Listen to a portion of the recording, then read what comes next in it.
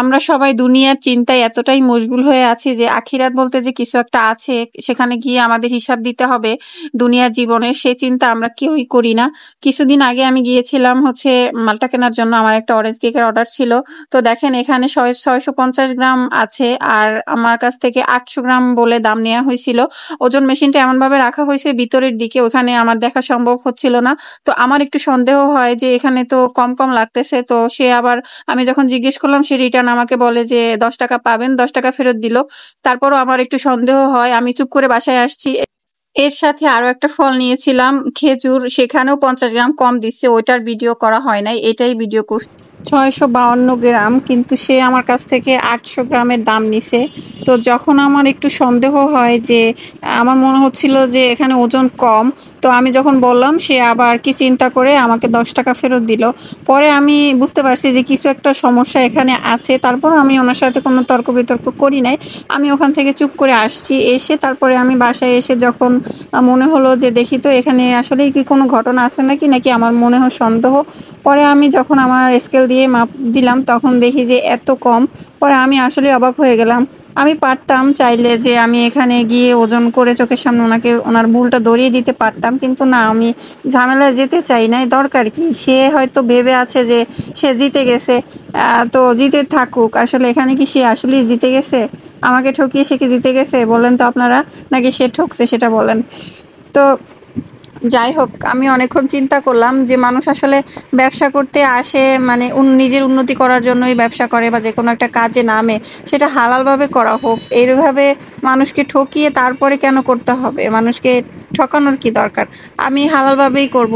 যে আমার হচ্ছে এই দাম যদি আপনি নেন তো নিবেন, না নিলে না নিবেন, কিন্তু সেজন্য আমি তার থেকে দাম একটু কমিয়ে বলে তারপরে তার ওজন কম দিব, এটা আবার কোন ধরনের মানে ব্যবসার পলিসি? আমি জানি না, আমার আসলে জানার নাই।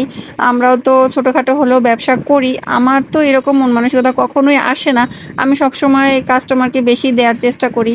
আর ভুলবশত কখন যদি কম হয়, আমাদের তো পারফেক্ট একটা মেজারমেন্ট আছে যেটাতে কম হওয়ার কোনো চান্সই নাই। তো কেউ যদি কখনো ক্রিম ট্রিম কম দিতে বলে, তখন যদি ওজন কম হয়, তো আমি আবার টেকনিক করে সেখানে চকলেট অ্যাড করি বা এক্সট্রা অনেক কিছু অ্যাড করে তারপরে দেই, যাতে কম না হয়। তো এগুলো আসলে কমন সেন্সের ব্যাপার আমার জানা মতে। আমাদের ধর্মে এবং অন্যান্য ধর্মেও, হয়তোবা আমি অন্যান্য ধর্মের কারোর সাথে এই ব্যাপারে কথা বলি নাই, কিন্তু আমাদের ধর্মে তো বলা আছে, কোরআনে স্পষ্টভাবে আল্লাহ তাআলা বলছেন যে ওজন নিয়ে যারা 2 নাম্বারি করবে বা ওজন মাপ যারা কম দিবে, তাদের জন্য দুর্ভোগ আছে। আর এই কথা হাদিসেও বারবার করে আমাদেরকে সতর্ক করা হয়েছে। আর আমি যেই দোকানের কাছ থেকে কিনেছি সে মুসলমানই ছিল। তো আমার জানা মতে কেউ কাউকে ঠকিয়ে, সেটা হোক 1 টাকা, 5 টাকা, 10 টাকা বা 5 লাখ, 1 লাখ, কেউ কাউকে ঠকিয়ে কোনোদিন বড় হতে পারেনি। হয়তো সাময়িক সে আনন্দ ফুর্তিতে জীবন কাটিয়েছে, কিন্তু সেটা বেশি দিন স্থায়ী থাকে না। আমার দেখা মতে, আমি যতটুকু দেখেছি, মানে বয়স তো একেবারেও কম না, আবার একেবারেও বেশি না, কিন্তু এই বয়সে যতটুকু দেখেছি সেখান থেকেই বললাম। তো মানুষ আসলে এটা চিন্তা করে না যে আমাকে মরতে হবে, আমি সারা জীবন বেঁচে থাকবো না, তো আমি যে ওপারে গিয়ে আমার যে হিসাব দিতে হবে, তখন কি হিসাবটা দিব বা কি বলবো, এটা আসলে অনেকেই হয়তো বা চিন্তা করে না।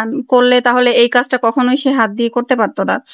কতটুক বা সে কম দিছে, এই কমটুকু দিয়ে তার কত টাকাই বা সে লাভ করছে। আর আমার কি হয়েছে? আমার তো কিছুই হয় নাই, আমি তো আলহামদুলিল্লাহ ভালোই আছি, আমার তো কোনো এফেক্ট হয় নাই। কিন্তু আমার অনেক খারাপ লাগছে যে একজন মানুষ কিভাবে পারে। আর এটা কি আসলে মহিলা মানুষ দেখে করলো নাকি সবার সাথেই করে, এটা আসলে আমার আইডিয়া নাই। কিন্তু আমাদের এখানে আরো একটা বাজার আছে, যতটুকু আমি শুনছি, সেখানেও নাকি এগুলো করে। তো যাই হোক, আজকে অনেক কথাই বললাম। এগুলা হচ্ছে আমাদের পাউন্ড কেক, যেগুলো দেখলেন, এগুলো সব আমার অর্ডারের ছিল।